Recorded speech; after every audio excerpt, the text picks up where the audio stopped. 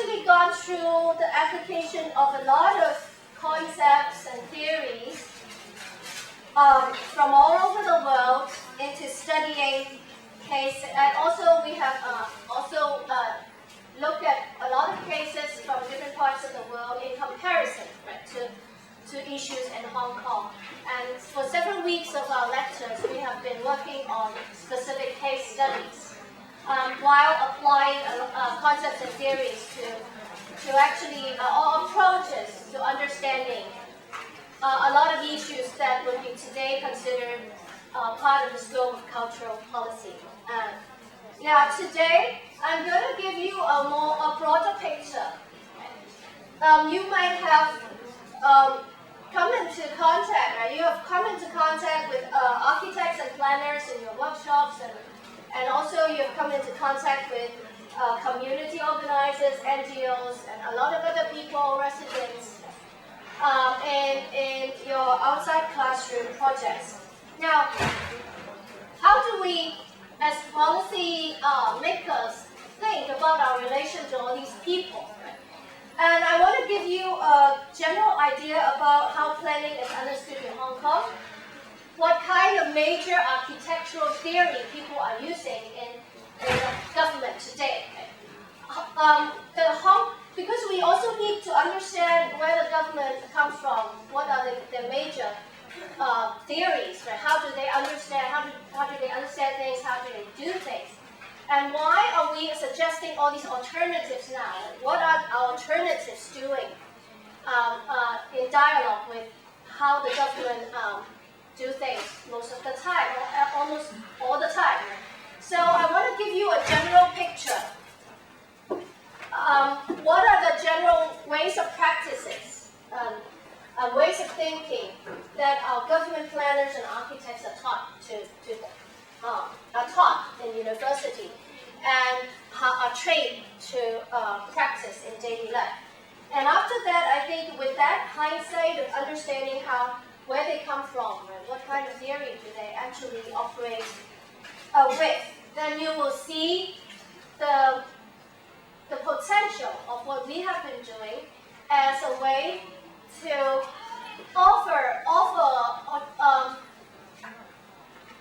possible reform directions, possible improvement directions in the way we dialogue and engage with the way the government works. So, what is planning? Now, this is really textbook ideas from John Friedman, who is a very important scholar in planning.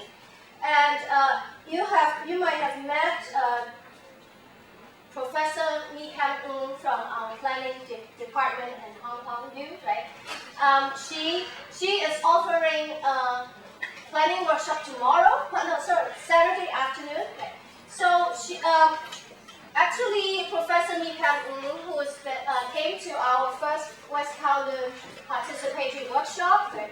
She is a student of John Friedman.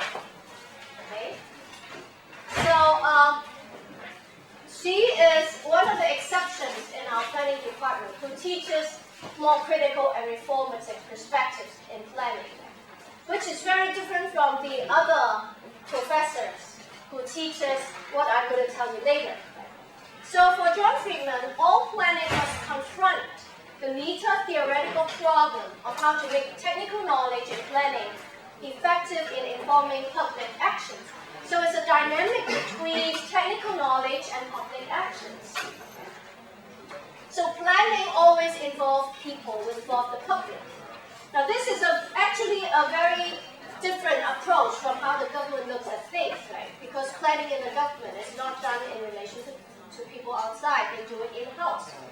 So in sum, Friedman defines planning as the component that links knowledge and action.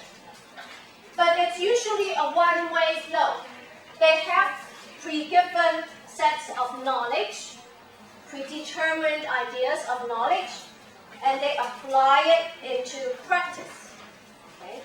So planning links technical knowledge to the public domain in a one-way flow. Right? The knowledge comes from the planners, and it's executed into action. Now, what role can planning play in developing the city within our constraints, like Hong Kong, right? Within the constraints of a capitalist democratic political system? We don't even have a fully democratic system. So there are lots of constraints, right, that actually affect the role of planning in the development of the city. Planning cannot be isolated from the political context because the policy decisions affect local interests, affects a lot of people. So planning is not a value-free, politics-free thing. It affects a lot of development, a lot of money, a lot of people. So every time the government does planning, actually, every time it encounters, right, the need to deal with all these different constituencies, different powers, and also people with different interests. Thus, planning becomes a practice of what is possible, what is feasible politically, instead of what is technically efficient and effective. Sometimes you don't do what is technically most efficient and effective. You do what is politically possible, doable in the present situation, acceptable by the community. So the question of power becomes very relevant to the process of planning. But this is John Friedman's idea.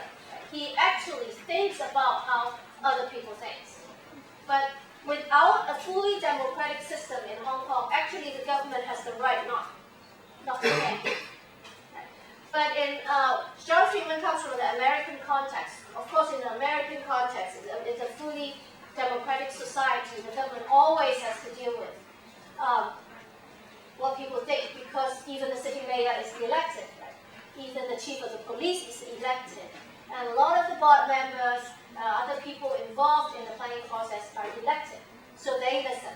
But in our Hong Kong system, it's slightly different. Now, there are many types of planning, but let me suggest three major types that you might have come across already. To you, right? There are three major types of planning. The way our Hong Kong government does planning is the first one. They apply knowledge to action. That's what John Friedman said, right? And they already have a pre-existing body of knowledge, and the knowledge resides in the planner, and the planner applies their knowledge into action in a top-down manner, right? And this is usually what we call rational planning. I'll give you further elaboration later on.